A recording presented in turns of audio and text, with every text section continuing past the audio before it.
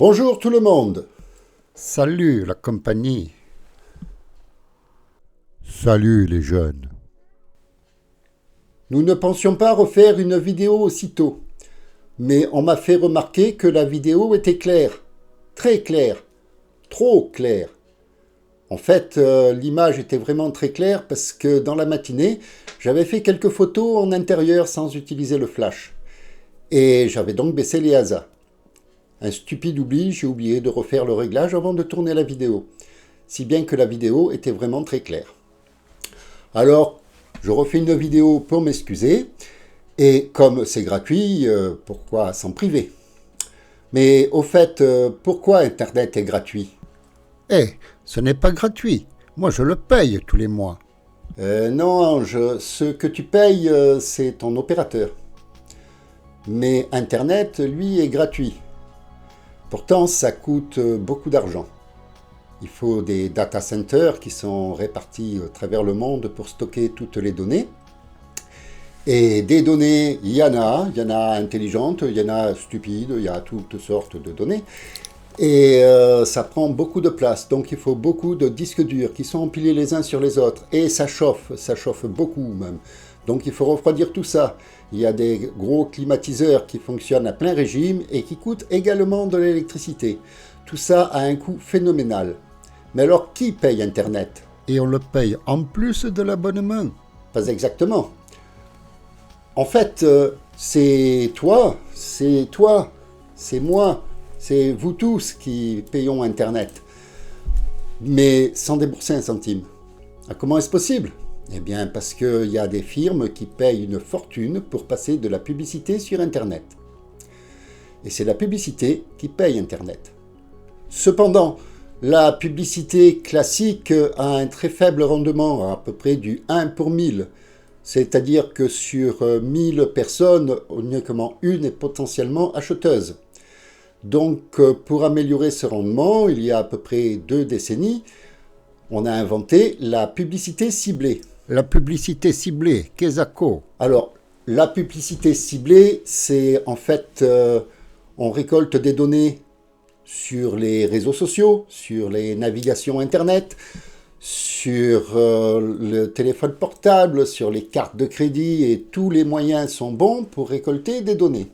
Ces données sont analysées par des robots qui tirent un profil de chaque individu et déterminent qu'est-ce qui l'intéresse. Les publicités vont après dans ce sens-là. Mais progressivement, je me suis aperçu que plus aucune publicité m'intéressait. Bon, je ne suis pas un fanat des pubs, je m'en passe très bien. Cependant, je me suis posé la question pourquoi les publicités ne m'intéressaient pas. Autrefois, de temps en temps, une publicité pouvait potentiellement m'intéresser. À présent, elle ne m'intéresse plus du tout. Je reçois des publicités pour des sacs à main, des chaussures à talons, des robes. Alors comme je suis célibataire et que je ne m'habille pas encore en robe, ça ne m'intéresse pas. Visiblement, l'algorithme avait déterminé que j'étais une fille. Il s'est un peu planté, hein. Ça prouve que personne n'est parfait. Tu as raison. Ensuite, j'ai reçu des publicités pour les voitures électriques. Bon, tout le monde sait bien, ce n'est un secret pour personne, que je ne roule qu'à moto. Les rares fois où je monte dans une voiture, c'est en place passager. Il m'importe peu quelle énergie fait avancer la voiture. Je reçois également des publicités pour de la bière. Et ça non plus, ce n'est un secret pour personne, je ne bois pas d'alcool. Ou très rarement. Donc la publicité tombe également à l'eau. Internet n'a pas tenu compte d'une chose essentielle. Nous sommes à l'ère de la mondialisation. On se déplace beaucoup, que ce soit pour les loisirs ou le travail, on va souvent à l'étranger. Vous l'aurez sans doute remarqué, lorsque vous vous trouvez dans un pays étranger, la publicité est dans la langue du pays où on se trouve, une langue que l'on ne parle pas forcément. Lorsqu'on est en vacances, c'est un peu le jeu. Lorsqu'on se déplace pour le travail, la société qui fait appel à vos compétences vous fournit généralement un traducteur. Mais dans tous les cas, lorsque vous rentrez à l'hôtel, vous vous connectez sur votre tablette, votre téléphone ou votre ordinateur portable pour regarder une vidéo dans votre langue. Et là, si la publicité n'est pas dans votre langue, ben elle tombe à l'eau. Alors que parmi toutes les informations, la langue de la vidéo regardée est quand même la plus facile à obtenir. Il serait peut-être plus judicieux de mettre la publicité dans la langue de la vidéo afin qu'elle ait du poids. Car là, Internet se prive d'un potentiel d'acheteurs non négligeable qui fait peut-être chuter le taux à moins de 1 pour 1000. Lorsque j'ai changé de moto, j'ai envoyé des emails à mes amis où j'étais photographié sur ma moto devant la maison. Et aussitôt, j'ai reçu des publicités pour des assurances. Assurance Tu voiture. exagères, mec. Il suffit de cliquer sur la case moto. Oui, bien sûr, j'aurais pu cliquer sur la case moto. Mais si on alignait 2 neurones, parce que les algorithmes n'ont pas de neurones, ils sont synthétiques, mais ils sont capables d'analyser. Le problème, c'est que si j'étais déjà devant chez moi avec la moto, c'est que je l'ai assurée pour sortir du garage. Donc je n'étais pas intéressé par une assurance. En revanche, lorsqu'un motard achète une moto, la première chose qu'il veut faire, c'est la customiser. Ils auraient pu m'envoyer des publicités pour des sites ou des magasins où j'aurais pu acheter de quoi customiser ma moto. Mais ça, l'algorithme n'y a pas pensé. Alors, je me suis posé vraiment la question, pourquoi les publicités ne m'intéressent pas? Et je ne suis pas unique, il y en a parmi vous qui ont dû remarquer aussi que les publicités ciblées tombaient toujours à côté. Eh bien, les algorithmes sont très bien faits. Il y a 20 ans peut-être, mais ils sont vieillissants. Et nous, on évolue sans cesse. Les algorithmes, eux, n'ont pas évolué. C'est pour ça qu'ils tombent souvent à côté de la plaque.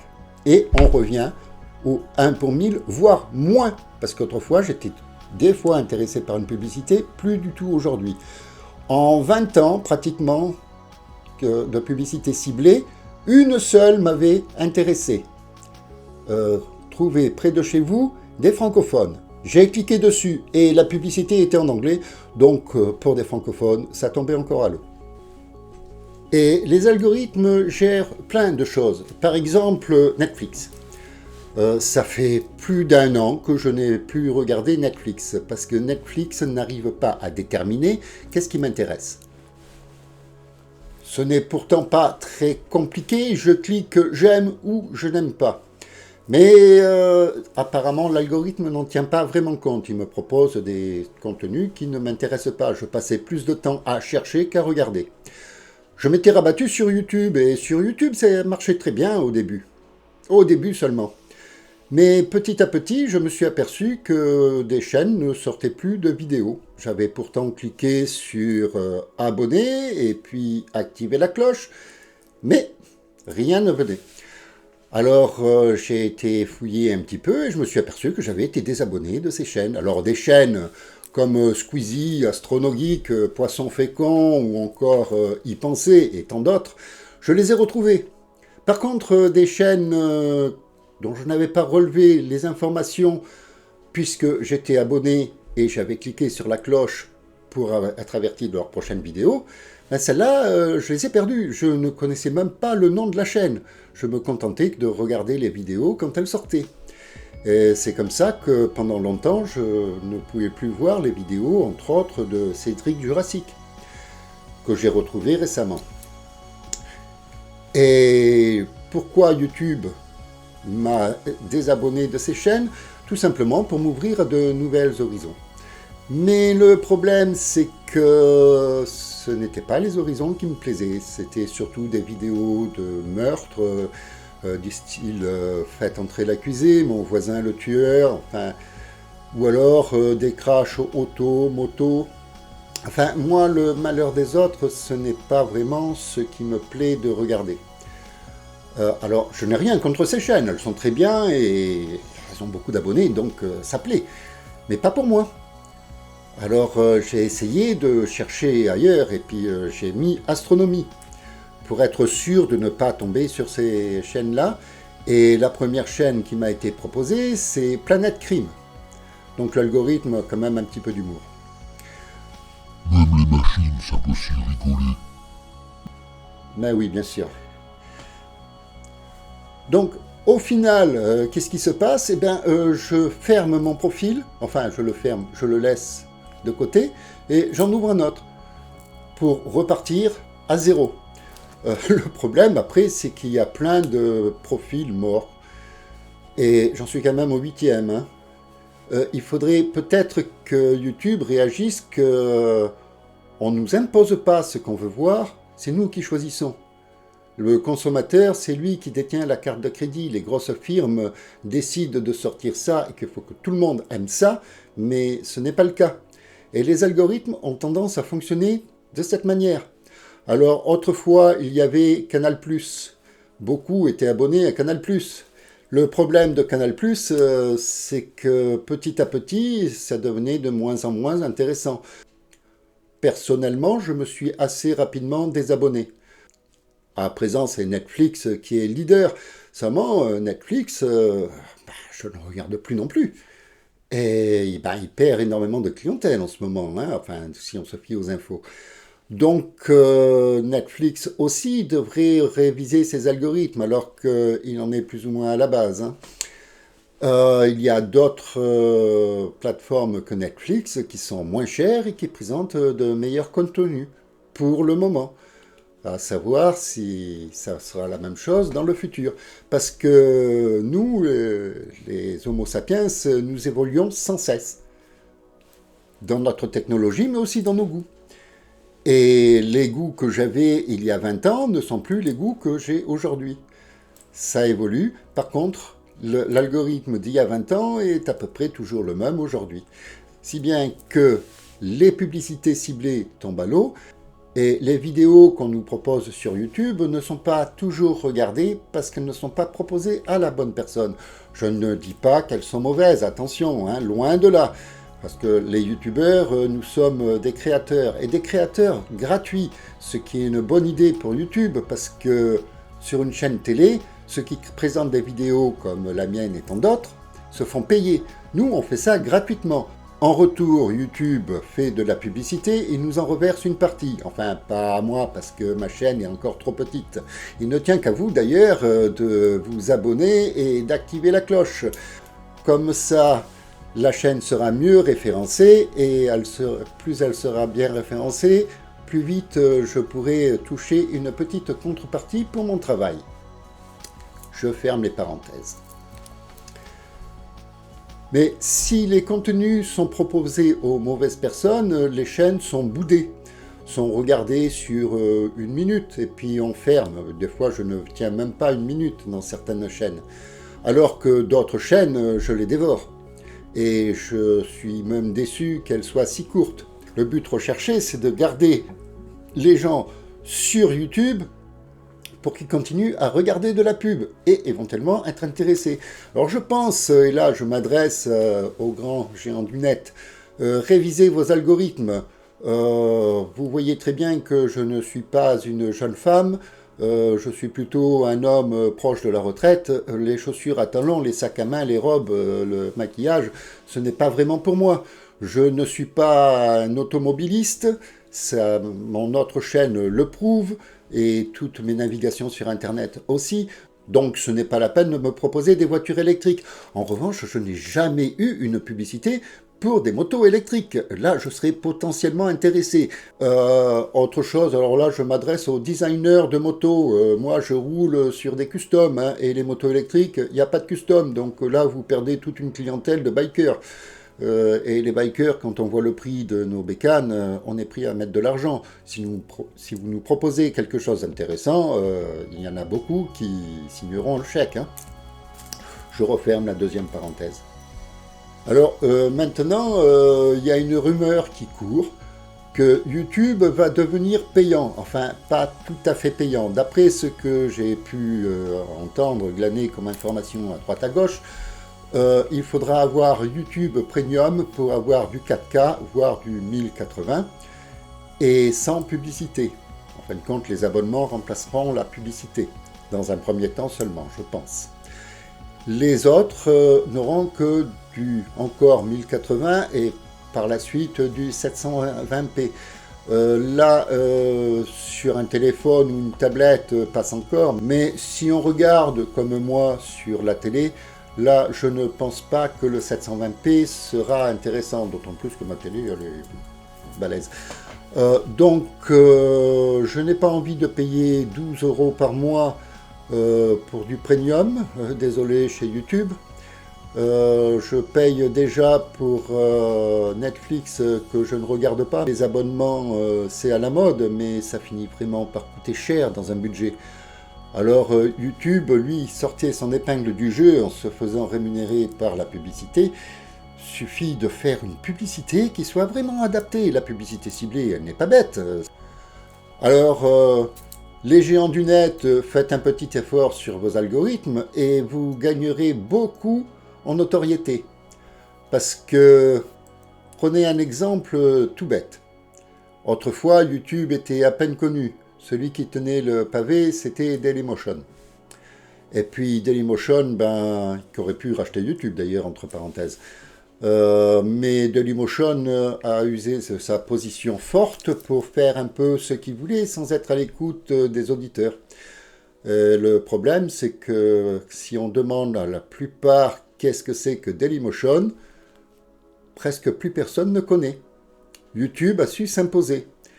Chez les youtubeurs, quand on voit les chaînes que sont capables de faire certains youtubeurs, comme Squeezie, comme Poisson Fécond, Astronogeek, qui a d'ailleurs sa chaîne privée aussi, tout cela génère beaucoup de profits. Ne les laissez pas partir ailleurs. Bon, des petits comme moi, ça c'est pas gênant, hein. Je ferme ma chaîne, personne s'en apercevra. Si Squeezie ferme sa chaîne, oui, lui on s'en apercevra. Ça ferait un gros manque à gagner pour YouTube. Et je parle de Squeezie parce qu'en ce moment il tient un peu la vedette, mais il n'est pas le seul. Il y en a énormément. Lorsque ça devient payant, on veut une qualité, et cette qualité chez YouTube, on commence à la perdre, je trouve. Enfin, je me trompe peut-être, dites-moi en commentaire ce que vous en pensez, mais sur YouTube, c'est vrai que je passe des fois, comme sur Netflix, beaucoup de temps à chercher plutôt qu'à regarder, parce qu'on me propose du contenu qui ne me convient pas. Et là, je suis désolé, mais il y a suffisamment de créateurs sur YouTube pour me fournir le contenu que je veux pour pouvoir regarder des heures d'affilée. Alors faites que l'algorithme me comprenne. Et comme je ne suis pas unique, on est des milliers, voire des millions à être déçus de l'algorithme. Pour la publicité, on s'en fout un petit peu. Mais pour les chaînes, là, c'est ce qui nous intéresse. Parce que sinon, on va partir ailleurs. Nous, ce qu'on veut, c'est passer un moment de détente en regardant les chaînes YouTube. Et d'autant plus que les créateurs ne sont pas vraiment des professionnels, pour la plupart. Et ça les met un peu plus proches de nous, c'est nos copains en fait. Donc les créateurs sont près de nous, sont nos copains, c'est pour ça qu'on les appelle les influenceurs d'ailleurs. Parce que si un youtubeur me dit j'utilise ça parce que ça c'est bien pour moi, j'aime bien, et je te conseille de le faire, c'est comme si c'était un pote qui me le disait ça. Et ces placements de produits sont peut-être plus percutants que des publicités qui sont souvent mal ciblées. Bon, désolé, j'avais dit dans ma précédente vidéo que ce serait sur le thème de l'humour. Ça n'a pas été vraiment de l'humour, ça a été plutôt une vidéo relax, en particulier pour m'excuser de la précédente vidéo qui était en plus la première et qui avait été vraiment mal tournée. Alors, j'espère que vous me pardonnerez. En attendant, le peu de personnes qui me regardent, partagez ma vidéo si elle vous a plu. Et si elle vous a plu, abonnez-vous. Cliquez sur la cloche, ce sera bon pour le référencement de la chaîne et pour vous, ce sera gratuit. Et en plus, comme je ne sors pas mes vidéos régulièrement, vous serez averti de la prochaine vidéo qui peut arriver un peu n'importe quand, c'est selon le temps qui m'est imparti. Je vous remercie de m'avoir écouté. Désolé de ne pas vraiment avoir été amusant sur cette vidéo, mais je me rattraperai sur d'autres, ne vous inquiétez pas. Au revoir à tous, prenez soin de vous, portez-vous bien. Et n'oubliez pas de cliquer sur le pouce. Inondez-moi ces vidéos de pouces en l'air. Au revoir tout le monde!